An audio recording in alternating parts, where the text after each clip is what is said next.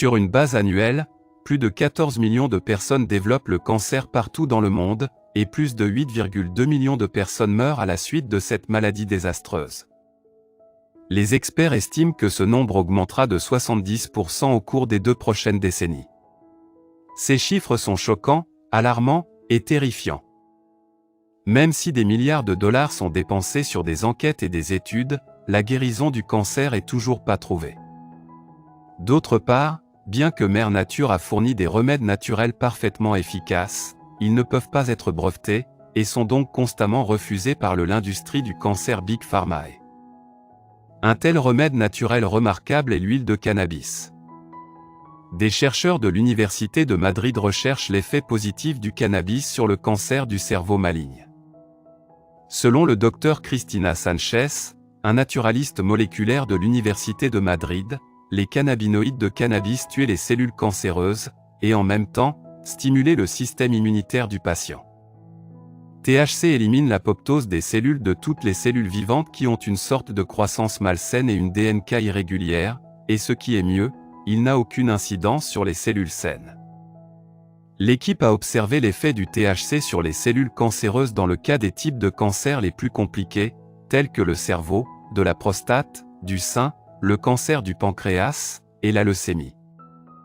La recherche a été publiée en 2010 dans la revue que l'on appelle le syndrome prémenstruel, qui fait partie de la Bibliothèque nationale de la médecine aux États-Unis sous le nom de cannabinoïdes réduisent la progression du cancer du sein entraîné et RBB2 par inhibition ACT. Pourtant, seuls quelques pays ont décidé d'essayer ce traitement dans le cas de cancer et de leucémie.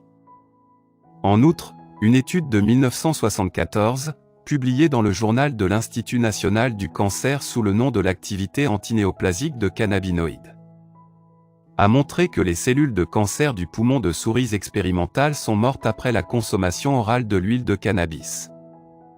En outre, le docteur Manuel Guzman en 1998 a examiné l'apoptose cellulaire provoquée par les cannabinoïdes de cannabis, et dans son étude, publiée dans la revue Nature Médecine en 2002.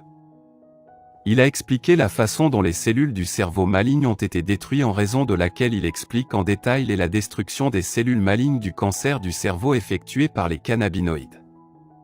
En outre, de nombreuses études ont montré que cette huile a des avantages pour la santé depuis 100, pas seulement des propriétés anti-cancer, et ceux-ci sont les plus importants. 1. Apaise les douleurs. L'huile de cannabis peut soulager la douleur et les maux, et les propriétés de la douleur, reliving ont été utilisées depuis des millénaires. Ces cannabinoïdes inhibent la transmission neuronale dans les voies de la douleur et donc apaiser la douleur chronique et l'inflammation. 2. Traite l'anxiété.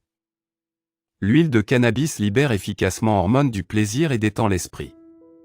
Il réduit également le stress et vous laisse calme et paisible.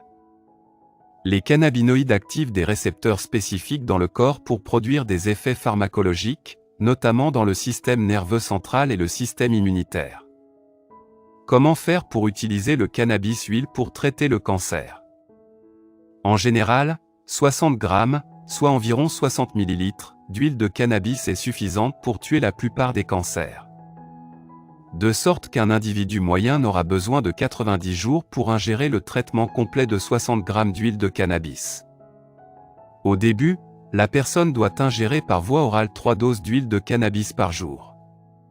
Par conséquent, au cours de la première semaine, la dose devrait être d'environ la taille d'un demi-grain de riz blanc.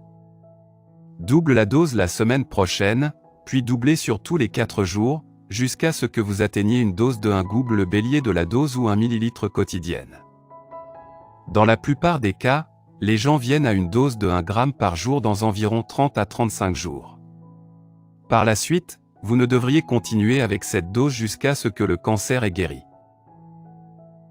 Merci d'avoir regardé notre vidéo. Si c'est intéressant, veuillez aimer et partager. Si vous avez des commentaires, veuillez laisser un commentaire sous la vidéo. N'oubliez pas de vous abonner à la chaîne et d'activer nos notifications.